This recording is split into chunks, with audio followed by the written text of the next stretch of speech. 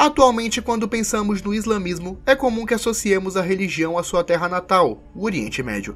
Porém, a verdade é que a fé islâmica já se espalhou por várias regiões do mundo, desde o caloroso deserto do Saara até os confins do Sudeste e Oriente Asiático, onde os árabes espalharam sua cultura, religião e costumes, criando uma fé que hoje é vivida por mais de 1 bilhão de seres humanos.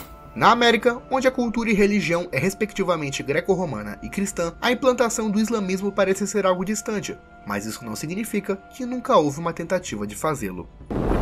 Em 1835, ocorreu aquela que é considerada a maior revolta de escravizados do Brasil, que muito mais do que buscar a liberdade, estaria planejando a criação de uma nação negra e islâmica, no que hoje é a Bahia.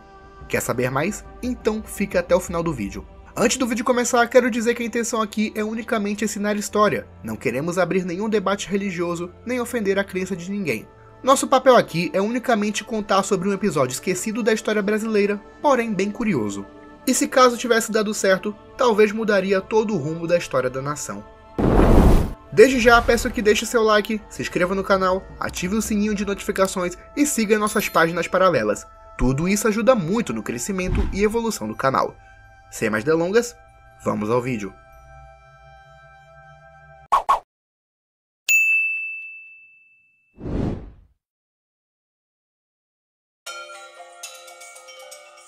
Antes de tudo, vamos para um pouco de contexto.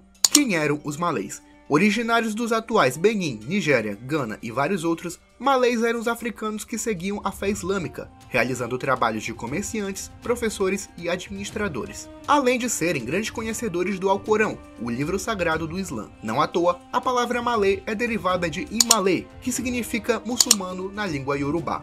Mesmo com todo o conhecimento, eles não escaparam do comércio transatlântico de escravizados, sendo levados a partir do século XVI para o trabalho forçado no Brasil, habitando os atuais Pernambuco, Rio de Janeiro e Bahia, sendo Salvador o principal centro de presença dos malês. Devido ao seu conhecimento na área de comércio, muitas vezes eles eram escravos de ganho, ou seja, vendedores ambulantes que trabalhavam para o seu senhor. Mas ainda assim, mantinham um certo status, por assim dizer, já que apesar de estarem na condição de escravizados, sabiam ler e escrever em árabe, conheciam de ciências, matemática e filosofia, além de utilizarem anéis e vestimentas características para se diferenciar dos demais. Ainda assim, eles eram escravizados e tinham sua religião e integridade constantemente atacadas, já que o Império do Brasil era um estado estritamente católico e qualquer manifestação religiosa fora desse eixo era oprimida, coisa que atingia principalmente os muçulmanos e seguidores de religiões de matriz africana. Somado a isso, o Brasil vivia o período regencial, marcado por revoltas e anarquia. Esse momento foi ideal para uma revolta de cunho político e religioso acontecer em Salvador, onde na época 78% da população era negra ou mestiça, com 40% sendo escravizada e dentro desse nicho 63% originária da África.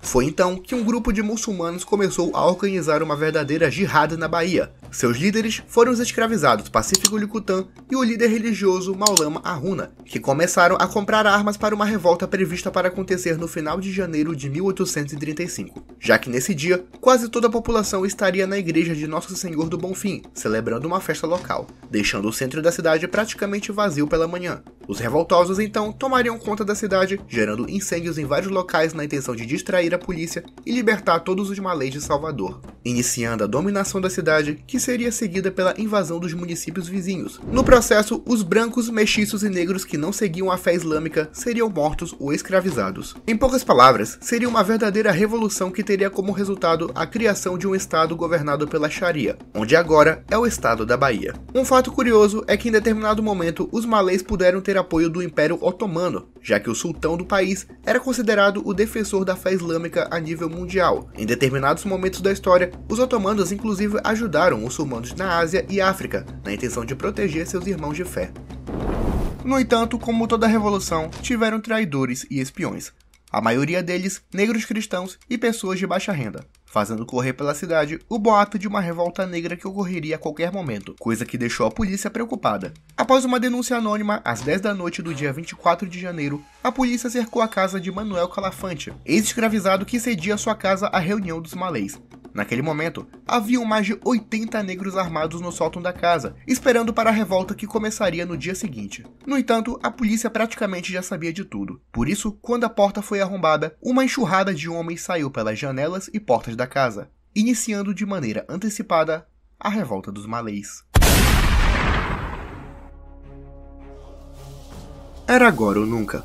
A polícia já sabia de tudo, então tudo teve que ocorrer às pressas. Trajados com abadás tipicamente árabes, trajando amuletos sagrados e portando facões e rifles, os rebeldes iniciaram a revolta. Apesar de estarem organizados em grande número, não houve uma boa comunicação entre os focos de resistência, que madrugada adentro começaram a lutar com a polícia, bem mais armada e com melhores equipamentos. Em determinado momento, os rebeldes tentaram invadir a Câmara Municipal, na intenção de resgatar Pacífico Licutã, que estava preso no sótão para ser vendido no leilão do dia seguinte. No entanto, os 60 rebeldes foram surpreendidos pela Guarda Municipal, que acabou com qualquer tentativa de invadir o palácio. A madrugada de 24 para 25 de janeiro ocorreu com diversas batalhas, onde milhares de civis, policiais e rebeldes foram mortos.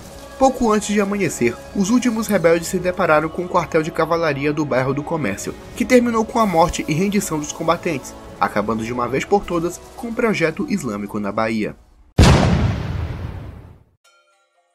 No dia seguinte após a rebelião, toda Salvador amanheceu destruída e mais de 80 pessoas ligadas à revolta foram presas. No início, todos foram condenados à morte, mas logo tiveram suas penas amenizadas com degredo, prisão perpétua e, em alguns casos, alguns chegaram a ser enviados de volta à África.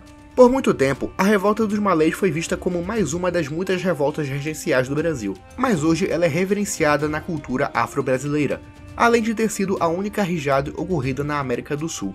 Mas se fosse o caso de ter dado certo, talvez fosse o primeiro e único estado muçulmano nas Américas, coisa que poderia ter mudado a história do Brasil e do continente como um todo. Qual a sua opinião? O que você acha que aconteceria se uma nação islâmica existisse no Brasil? Escreva nos comentários. Não se esqueça de deixar seu like, se inscrever no canal, ativar o sininho de notificações e seguir nossas páginas paralelas. Tudo isso ajuda muito no crescimento e evolução do canal. Sem mais delongas, me despeço e tchau!